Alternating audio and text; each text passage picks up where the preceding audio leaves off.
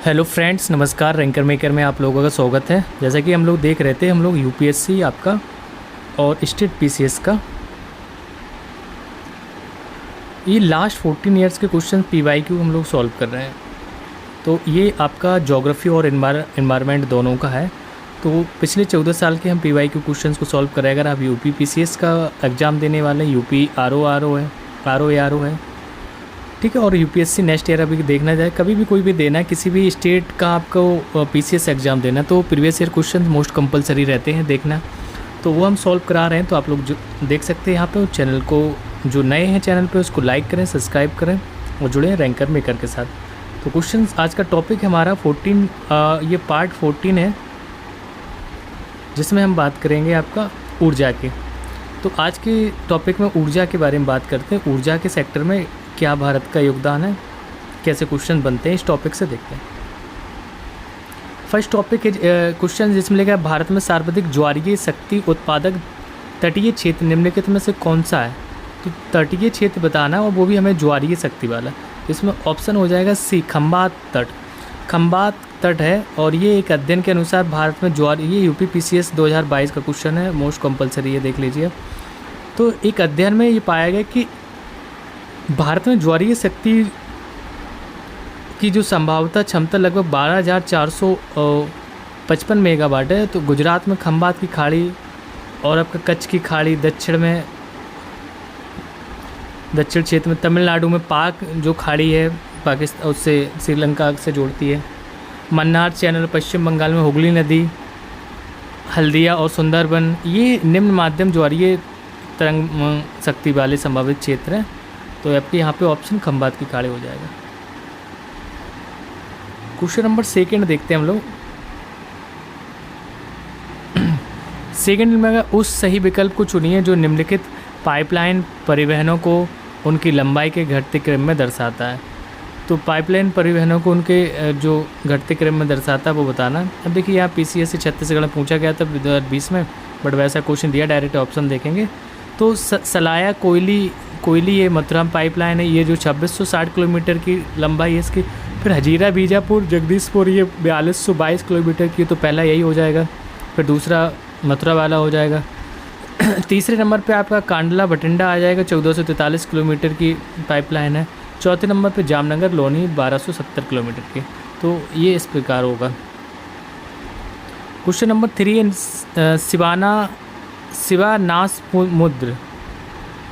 सिवाना समुद्र बोल देंगे इसको, है सिवाना समुद्र एवं कल्पक्कम क्रमशः किस लिए महत्वपूर्ण है। तो ये जल शक्ति एवं नाभ की ऊर्जा के लिए महत्वपूर्ण है। क्या जो सिवाना समुद्र जिसको हम शिव समुद्रम बोलते हैं एवं कल्पक्कम क्रमशः जल शक्ति एवं नाभ की ऊर्जा के लिए महत्वपूर्ण है। सिवाना समुद्र जल विद्युत परियोजना निर्माण जो हुआ था इसका 1902 में हुआ था, कावेरी नदी के तट पर कर्नाटक में। कल्पक्कम परमाणु ऊर्जा की जो स्थापना तमिलनाडु में 1984 में की गई थी। हाँ, पूछा जाता है ये तमिलनाडु वाला तो बहुत। तातीपाका तेल रिफाइनरी कहाँ पर स्थित है, बताइए, क्वेश्चन बहुत पूछा जाता है। क्या है तातीपाका तेल रिफाइनरी? तो सी राइट है, आंध्र प्रदेश में। तातीपाका तेल रिफाइनरी आंध्र प्रदेश के पूर्वी गोदावरी जिले में स्थित है। इस रिफाइनरी की स्थापना वर्ष 3 सितंबर 2001 को की गई थी और यह पेट्रो उत्पादों का उत्पादन करने वाली ओएनजीसी की पहली तेल रिफाइनरी है। भारत में पवन ऊर्जा क्षमता के संबंध में निम्नलिखित में से कौन सा कथन सही नहीं है। तो पवन ऊर्जा के संबंध में बताना कौन सा कथन सही नहीं है। 2 दिए, इसमें पहले में लिखा है भारत में पवन ऊर्जा क्षमता में महत्वपूर्ण वृद्धि है। दूसरे में लिखा है गुजरात में देश की कुल पवन ऊर्जा क्षमता का लगभग 22% है। तीसरे में लिखा है वर्ष 2021 में तमिलनाडु की पवन ऊर्जा क्षमता देश की कुल क्षमता की लगभग 24% है। चौथे में लिखा है कि हमारा पवन ऊर्जा क्षमता में मध्य प्रदेश का देश का तीसरा स्थान है। यही चौथा वाला सही हो जाएगा। 2022 एमपीपीसीएस का क्वेश्चन है ये। तो पवन चक्की एक मशीन है जो हवा की गतिज ऊर्जा को यांत्रिक ऊर्जा में परिवर्तित करती है। इसके ब्लेड हमेशा दक्षिणावर्त दिशा में घूमते हैं और हाल के वर्षों में भारत में पवन ऊर्जा का तेज़ी से विकास हुआ है। तो पवन ऊर्जा उत्पादन के मामले में तमिलनाडु 24% का प्रथम स्थान है। गुजरात की बात करेंगे तो 22% पे आ जाएगा, और दूसरे स्थान पे और तीसरे स्थान पे मध्य प्रदेश का नहीं बल्कि महाराष्ट्र का होना चाहिए यहाँ पे।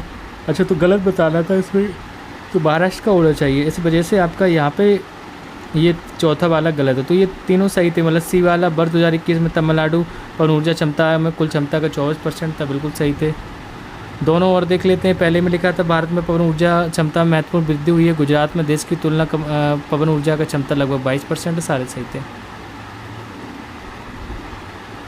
क्वेश्चन नंबर 6 है, एनटीपीसी की जो सिंगरौली स्थित इकाई के संदर्भ में निम्नलिखित में से कौन से कथन सही है बता रहे। तो इसका बी हो जाएगा, बी मतलब दूसरा सही है। ये जो लिखे हैं कि एनटीपीसी की सबसे पुरानी इकाई है, क्या जो सिंगरौली वो एनटीपीसी की सबसे पुरानी इकाई है, पहला गलत है। या छत्तीसगढ़ राज्य के उत्तरी भाग में स्थित, नहीं, क्योंकि एनटीपीसी देश की अग्रणी विद्युत उत्पादक सार्वजनिक क्षेत्र की प्रमुख इकाई है। ये यूपीपीसी 2021 का क्वेश्चन है। एनटीपीसी की सिंगरौली स्थित इकाई की स्थापना की बात करें तो 1977 में किया गया था इसको। सिंगरौली क्षेत्र मध्य प्रदेश की जो मध्य प्रदेश के सीधी तथा उत्तर प्रदेश सोनभद्र जिले में विस्तृत है। इस क्षेत्र में 3 सुपर ताप विद्युत संयंत्र परियोजना है, सिंगरौली, विंध्याचल तथा रिहंद। सिंगरौली तथा रिहंद संयंत्र उत्तर प्रदेश के सोनभद्र जिले में है, जबकि विंध्याचल संयंत्र जो है आपका मध्य प्रदेश और सीधी सिंगरौली में है। रिहंद की बात करें तो रिहंद जलाशय तथा जो northern coal field company limited द्वारा पानी को कोयले की आपूर्ति की जाती है, एनटीपीसी की सबसे पुरानी इकाई। क्वेश्चन नंबर 7 देखते हैं हम लोग। लिखा है, निम्न राज्यों में से कौन सा राज्य भारत में सर्वाधिक सौर ऊर्जा उत्पादक है। बताइए कौन सा राज्य, अभी हम लोग देख चुके हैं ना, कर्नाटक आ जाएगा, फिर गुजरात, फिर महाराष्ट्र। ओके, कर्नाटक। हाँ, उसी से रिलेटेड क्वेश्चन देखो बीपीएससी ने भी पूछा है। तो भारत के राज्यों में सौर ऊर्जा उत्पादन 2022 के आंकड़े हैं कि इसमें सबसे पहले आपका कर्नाटक है, इसके बाद राजस्थान दिया गया। हाँ, सौर ऊर्जा राजस्थान आ जाए। क्वेश्चन नंबर 8 है, भारत में निम्नलिखित में से किन राज्यों में पवन ऊर्जा के विकास की संभावना अधिक है। तो पवन ऊर्जा के विकास की संभावना आपका तमिलनाडु एवं गुजरात में। कहाँ पे? तमिलनाडु और गुजरात।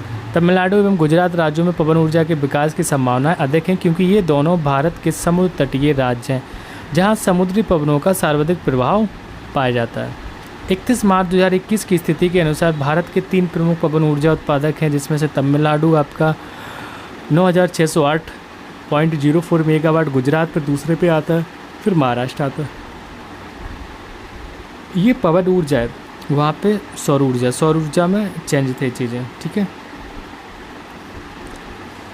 भारत के कुल विद्युत उत्पादन में जल विद्युत का योगदान कितना है। तो विद्युत उत्पादन में जल विद्युत का पूछा है, इसमें से 22%, मतलब ऑप्शन डी हो जाएगा। भारतीय अर्थव्यवस्था के विकास में विद्युत क्षेत्र की महत्वपूर्ण भूमिका रही है और ये तेज गति के साथ विकास की ओर अग्रसर है। नवीनतम आंकड़ों की अगर बात करें 2023 के अनुसार कुल स्थापित क्षमता 417.6 गीगावाट पर पहुँच गई है, जिसके उत्पादन मिश्रण में तापीय है वो आपके 56.8%, पनबिजली है 11.2%, अक्षय ऊर्जा 30.2% और न्यूक्लियर ऊर्जा का 1.2% योगदान है, ठीक है। चलिए, बाढ़ super thermal power station BSTPCS किस राज्य में स्थित है। तो ये बिहार में। कहाँ पे? बिहार में। बाढ़ सुपर थर्मल पावर स्टेशन है BSTP बिहार राज्य में स्थित है। अगस्त 2023 में केंद्रीय विद्युत मंत्री ने बाढ़ सुपर थर्मल पावर प्रोजेक्ट जो 660 मेगावाट की इकाई राष्ट्र को समर्पित की थी। भूतापीय ऊर्जा पर आधारित मणिकरण विद्युत संयंत्र किस राज्य में अवस्थित है। तो हिमाचल प्रदेश में। कहाँ पे? हिमाचल प्रदेश में। कौन सा? भूतापीय ऊर्जा पर आधारित मणिकरण विद्युत जो आपका संयंत्र है, तो भूतापीय, ये हिमाचल प्रदेश। भूतापीय ऊर्जा एक प्रदूषण मुक्त ऊर्जा संसाधन है जो ज्वालामुखी, गैसर, उष्ण स्रोतों आदि के रूप में मिलते हैं। भारत के 80 डिग्री से लेकर 100 डिग्री सेल्सियस तक तापमान वाले 340 गर्म स्रोतों को खोजा जा चुका है। हिमाचल प्रदेश में कुल्लू की जो पार्वती घाटी में 1760 मीटर की ऊंचाई पर बसे मणिकर्ण में गर्म पानी के स्रोत से करोड़ों की बिजली पैदा की जा सकती है। यहाँ पर एक भूतापीय संयंत्र लगाए गए।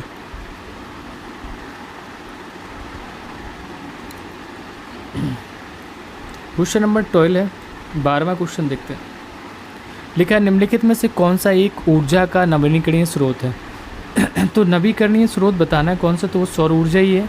सौर ऊर्जा एक नवीकरणीय ऊर्जा का स्रोत है और एमपीपी से 2016 का क्वेश्चन है। जिनका पुनः उपयोग हम नवीकरणीय किससे कहेंगे, तो नवीकरणीय ऊर्जा वे ऊर्जा स्रोत हैं जिनका उपयोग अथवा सतत उपयोग किया जा सकता है। पुनः उपयोग अथवा सतत उपयोग किया जा सकता है। उदाहरण में जैसे सौर ऊर्जा है, पवन ऊर्जा है, जल विद्युत है, ज्वारीय ऊर्जा है। अनवीकरणीय वे ऊर्जा स्रोत हैं जिनकी उपलब्धता सीमित है ना। तो इनका जो दोबारा उपयोग नहीं किया जा सकता, जैसे उदाहरण कोयला है, पेट्रोल है, प्राकृतिक गैस, परमाणु ऊर्जा, ये सब। बीर सिंहपुर जल विद्युत केंद्र निम्न में से किस जिले में स्थित है। बीर सिंहपुर पूछा, ये मध्य प्रदेश का क्वेश्चन, तो उमरिया जिले में। तो बीर सिंहपुर जल विद्युत संयंत्र मध्य प्रदेश के उमरिया जिले में स्थित है। इसकी क्षमता है वो 20 मेगावाट की है।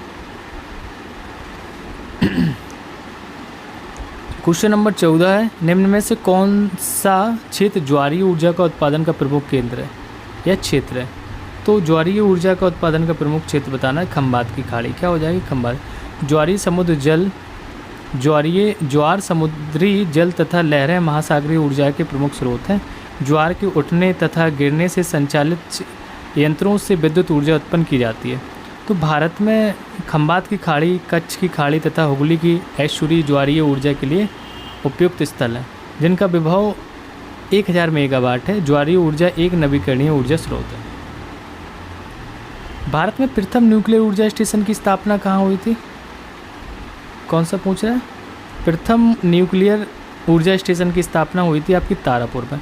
तो भारत में जो प्रथम न्यूक्लियर ऊर्जा स्टेशन की स्थापना की बात करूँ तो 1969 में तारापुर महाराष्ट्र में की गई थी। तमिलनाडु के कलपक्कम में पूर्णतः स्वदेशी तकनीक से निर्मित एक रिएक्टर का निर्माण किया गया था। वो वर्ष था 1984 और 1986 में किया गया था। उत्तर प्रदेश के नरौरा की बात करें तो ये उत्तर प्रदेश का नरौरा की बात करते हैं, बुलंदशहर में 1991-92 में इसमें किया गया था। कहाँ पेंचारा। भारत का चौथा परमाणु ऊर्जा केंद्र स्थापित किया गया था। ओके, नेक्स्ट देखते हैं। परमाणु ऊर्जा हेतु भारी जल संयंत्र अधोलिखित में किस स्थान पर नहीं है, तो इसमें से कौन सा नहीं है। तूतीकोरिन है, पलक्कम है और हजीरा भी है। आई थिंक थाल नहीं होगा, थाल या मुनुगुरी, ये दो में से देखते हैं। नहीं है कलपक्कम।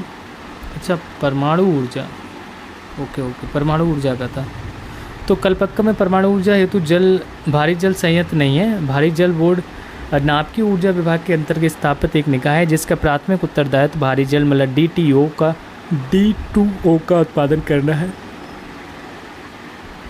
यह निकाय वर्तमान समय में देश भर में निम्न स्थानों पर भारी जल संयंत्रों को संचालित कर रही है।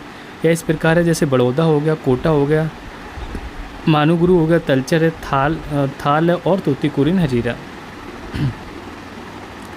क्वेश्चन नंबर 17 है, भूतापीय ऊर्जा पर आधारित मणिकरण बिजली संयंत्र किस राज्य में स्थित है, तो वो आपका हो जाएगा हिमाचल प्रदेश में। तो भूतापीय ऊर्जा पर आधारित है मणिकरण जो बिजली संयंत्र है किस राज्य में, तो हिमाचल प्रदेश में भूतापीय आपका। नेक्स्ट, धौलपुर पावर परियोजना आधारित होगी किस पर, तो गैस पर हो जाएगी ये। धौलपुर पावर परियोजना गैस पर आधारित है और ये पारंपरिक स्रोतों से राजस्थान को उपलब्ध होने वाली कुल ऊर्जा में ताप विद्युत ऊर्जा प्रथम स्थान पर है। तत्पश्चात जल विद्युत, आणविक विद्युत तथा सबसे कम गैसीय विद्युत उत्पादित होती है। समझ में आ गया। धौलपुर पावर परियोजना आधारित है गैस पर, लेकिन जो सर्वप्रथम स्थान पे ये जो आते हैं ताप विद्युत है आपका राजस्थान के। तो उसके बाद जल विद्युत आता है, फिर आणविक विद्युत, फिर सबसे कम गैसीय विद्युत वाले आते हैं। 19 क्वेश्चन नंबर है, सूची फर्स्ट को सूची सेकंड से मिलाना है। तो सीधे से दिए गए भारत में थर्मल पावर प्लांट और राज्य, तो इधर देख लेते हैं सॉल्यूशन में। NTPC Ramagundam super thermal power plant है तेलंगाना में आपका। Mundra thermal power station Gujarat हो जाएगा। मेजिया थर्मल पावर स्टेशन पश्चिम बंगाल और ट्राम्बित थर्मल पावर प्लांट है आपका महाराष्ट्र में हो जाएगा। निम्न में से कौन सा कथन सत्य नहीं है, तो नहीं वाला बताना है। लिखा है भारत पवन ऊर्जा स्थापित क्षमता के आधार पर विश्व में चौथे स्थान पर है। दूसरे में लिखा है भारत की कुल पवन ऊर्जा स्थापित क्षमता लगभग 400 गीगावाट है। अब देख लेते हैं क्या और बचे हैं अभी 2 ऑप्शन इसके। तीसरे में लिखा है कि भारतीय राज्यों में सबसे ज़्यादा पवन ऊर्जा क्षमता ज़मीन से 100 मीटर की ऊंचाई पर गुजरात में है। उपरोक्त में से कौन सा सही है? तो ये आपका केवल बी वाला सही था। इसमें लिखा था भारत की कुल पवन ऊर्जा स्थापित क्षमता 400 गीगावाट है। तो भारत पवन ऊर्जा स्थापित क्षमता के आधार पर चीन, अमेरिका एवं जर्मनी के बाद विश्व में चौथे स्थान पर है। भारत सरकार द्वारा वर्ष 2022 तक अक्षय ऊर्जा की जो 175 गीगावाट क्षमता का लक्ष्य रखा गया है, जिसमें सौर ऊर्जा से 100 गीगावाट पवन ऊर्जा और 60 गीगावाट, देखो आपका सौर ऊर्जा से जिसमें बता रहा है कि 100 गीगावाट, पवन ऊर्जा से 60 गीगावाट, वायु ऊर्जा से 10 गीगावाट, लघु बिजली पन बिजली से 5 गीगावाट क्षमता स्थापित है। तो भारतीय राज्यों में सबसे ज़्यादा पवन ऊर्जा क्षमता ज़मीन से 100 मीटर की ऊंचाई पर गुजरात में है। HBG प्राकृतिक गैस पाइपलाइन निम्नलिखित में से कौन सा गैस पंपिंग स्टेशन नहीं रखती? कौन सा HBG प्राकृतिक गैस पाइपलाइन कौन सा गैस पंपिंग स्टेशन नहीं रखती? तो गुना हो जाएगा। गुना HBG हजीरा, HBG मतलब हजीरा, विजयपुर, जगदीशपुर। ये पाइपलाइन अम्बाला, औरैया तथा बबराला से होकर गुजरती है, लेकिन गुना में इसका विस्तार नहीं। तो इसकी शुरुआत 1986 में उत्तर प्रदेश के उर्वरक संयंत्रों को गैस की आपूर्ति करने के लिए हुई थी। यह भारत की पहली क्रॉस स्टेट गैस पाइपलाइन है। Gas authority of India limited मतलब गेल द्वारा इसका संचालन किया गया।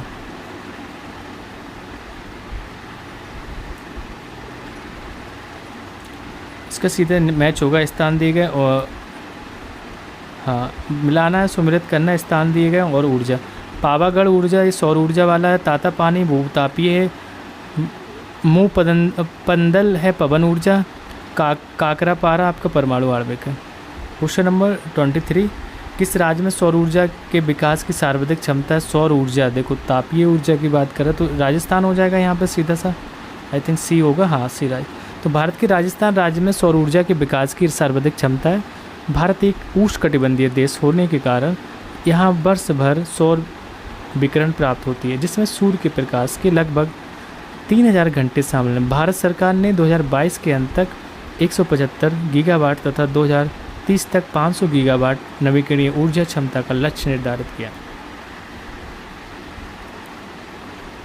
निम्नलिखित में से किस परमाणु ऊर्जा संयंत्र की स्थापित क्षमता सर्वाधिक है? तो वो है तातापुर की। किसकी है? तारापुर की। क्या पूछा है? परमाणु ऊर्जा संयंत्र की स्थापित क्षमता सर्वाधिक है तारापुर की। तो प्रसंगत विकल्पों में अनुसार जो तारापुर परमाणु ऊर्जा संयंत्र की स्थापित क्षमता सर्वाधिक मतलब 1480 मेगावाट है। भारत में परमाणु विद्युत शक्ति का उत्पादन अमेरिका की सहायता से तारापुर महाराष्ट्र में 1969 में किया गया था और 320 मेगावाट क्षमता के परमाणु शक्ति केंद्र की स्थापना के साथ प्रारंभ हुआ था। वर्तमान में भारत में कुल 23 परमाणु ऊर्जा संयंत्र हैं। कितने हैं? 23 हैं, जिनमें से कुल 7480 मेगावाट विद्युत ऊर्जा का उत्पादन होता है। कुंडनकुलम तमिलनाडु स्थित दोनों परमाणु ऊर्जा संयंत्रों की कुल स्थापित क्षमता सर्वाधिक 2000 मेगावाट है।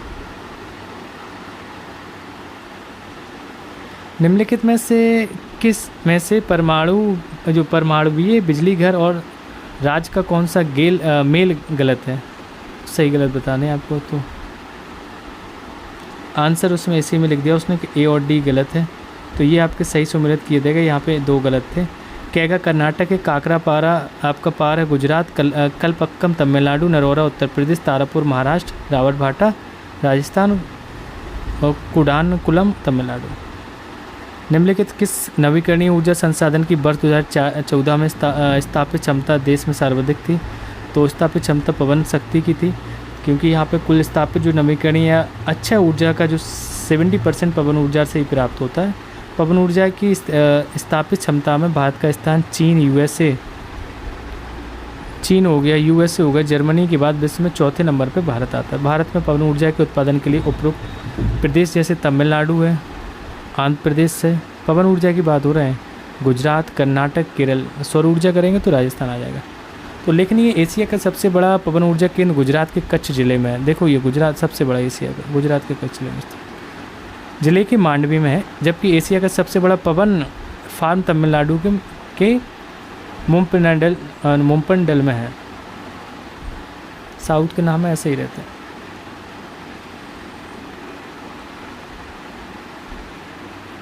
क्वेश्चन नंबर 27 को देखते हैं हम लोग। लिखा है, भारत अपने पास यूरेनियम निक्षेप डिपॉजिट होने के बावजूद अपने अधिकांश विद्युत उत्पादन के लिए कोयले पर निर्भर करता है। बिल्कुल सही बात है। विद्युत उत्पादन के लिए कम से कम 60% तक समृद्ध एनरिच यूरेनियम का होना आवश्यक, ऐसा नहीं है। उपरोक्त में से कौन सा, तो सी सही है। सी का मतलब पहला सही है, दूसरा गलत है। ओके, तो यहाँ पे आपका ऑप्शन सी मतलब पहला सही, दूसरा गलत है। तो ये यूपीएससी 2023 का क्वेश्चन है। बताइए, भारत यूरेनियम उत्पादन के मामले में विश्व में 9वें स्थान पर है। यूरेनियम ऊर्जा एक प्रमुख स्रोत है। भारत में इसकी जो उपलब्धता के बावजूद भारत आज भी अधिकांश ऊर्जा लगभग 55.1% का उत्पादन कोयले से करता है। चूँकि यूरेनियम प्राकृतिक रूप से पाया जाता है, इसलिए ऊर्जा उत्पादन के लिए इसका इस्तेमाल करने हेतु इसे कृत्रिम रूप से समृद्ध किया जाता है। 5% तक समृद्ध यूरेनियम ऊर्जा के उत्पादन के लिए आवश्यक होता है, ना कि 60%। इस वजह से गलत हो जाता है। भारत में कोयला आधारित तापीय शक्ति संयंत्रों के संदर्भ में निम्नलिखित कथनों पर विचार कीजिए। उनमें से किसी भी समुद्र जल का उपयोग नहीं होता है। ये भी यूपीएससी 2023 का क्वेश्चन है। क्या कह रहा है कि भारत में कोयला आधारित जो तापीय शक्ति संयंत्रों के संदर्भ में बताना है, इनमें से किसी में भी समुद्र जल का उपयोग नहीं होता है। इनमें से कोई भी जल संकट वाले ज़िले में स्थापित नहीं होते हैं।